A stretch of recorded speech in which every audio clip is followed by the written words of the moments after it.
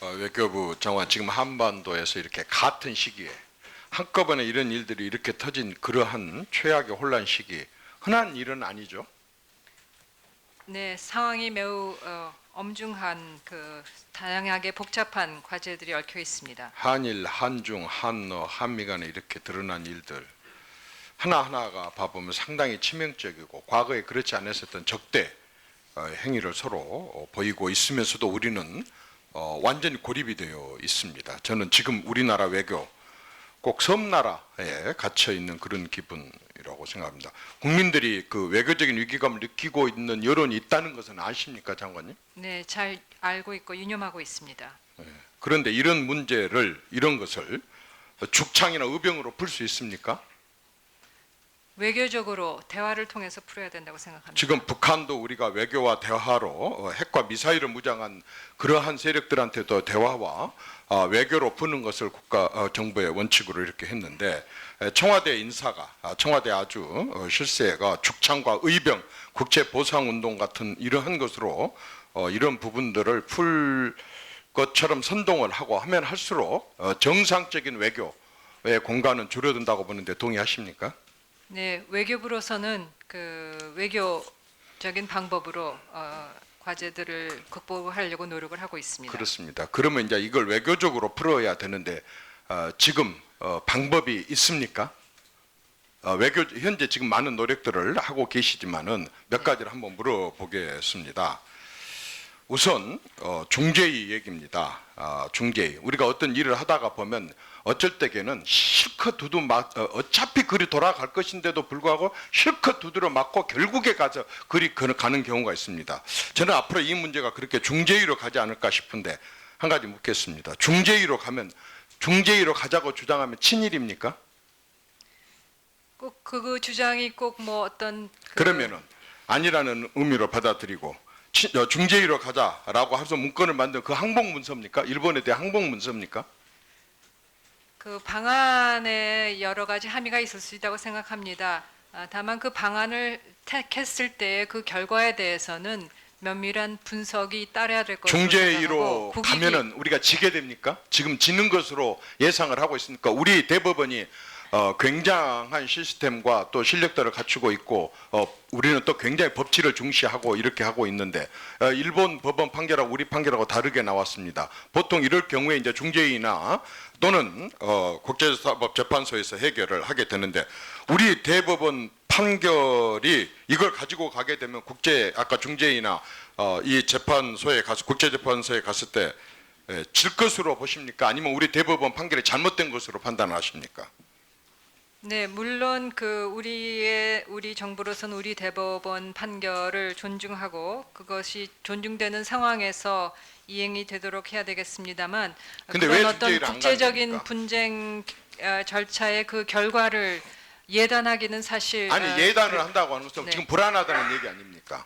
WTO라든가 이런 데는 다 예단을 해가지고 자신 있으니까 갖고 뭐 자신이 가지 않는 것은 자신이 없어서 가지 않는 것입니까? 예, WTO에 가는 그 무역이나 경제 문제의 그 분쟁은 그 과거의 예들도 많이 있고 우리도 경험이 많이 이렇게 있습니다. 한번 물어보겠습니다. 장관이 그동안의 외교관 입장에서 봤을 때 이렇게 국제 분쟁이 있을 경우에 국제재판소로 가는 것이라도 중재위로 가는 것 이것이 통상적인 외교의 일반적인 길이고 그 정상적인 방법이라고 생각을 하십니까? 그렇게 생각하지 않으십니까? 네, 국제사회의 틀에서 봤을 때는 뭐 국가 간의 분쟁이 있으면은 그런 분쟁으로 가는 것이 통상적인 절차이고 그러면 또 이 과거에 경우도 아까 중재위나 재판소를 가는 것도 우리 외교부 입장에서는 뭐 한번 검토를 해볼 수도 있다 이렇게 생각을 하십니까? 뭐 외교부 입장에서는 여러 가지 방안을 검토를 하고 있습니다. 하지만 국제사회의 여러 가지 케이스를 봤을 때도 국제적인 분쟁 절차를 갔다고 해서 이것이 또 반드시 해결되는 것도 아니고 또 해결이 안 되는 경우도 아니잖아요.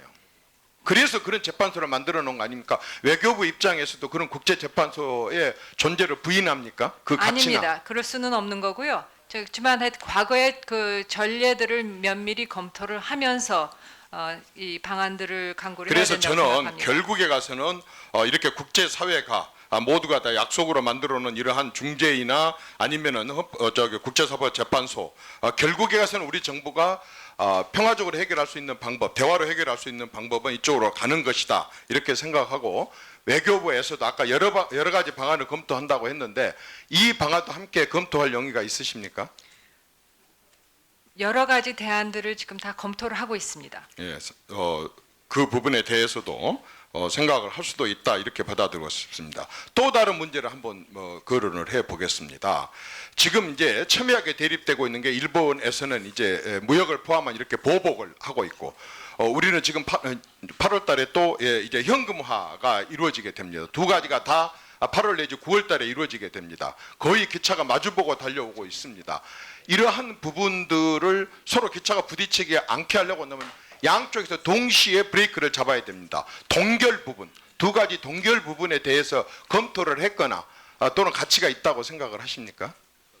일단 일본의 무역 조치 제한 조치는 그 상당히 부당하고 그 잘 설명이 안 되는 정당하지 못한 그런 조치라는 데 대해서 즉각 철회, 그다음에 추가 조치 중단 이 저의 기본 입장입니다. 그러면 동결에 대해서는 전혀 고려를 하고 있지 않습니까? 그 사법 우리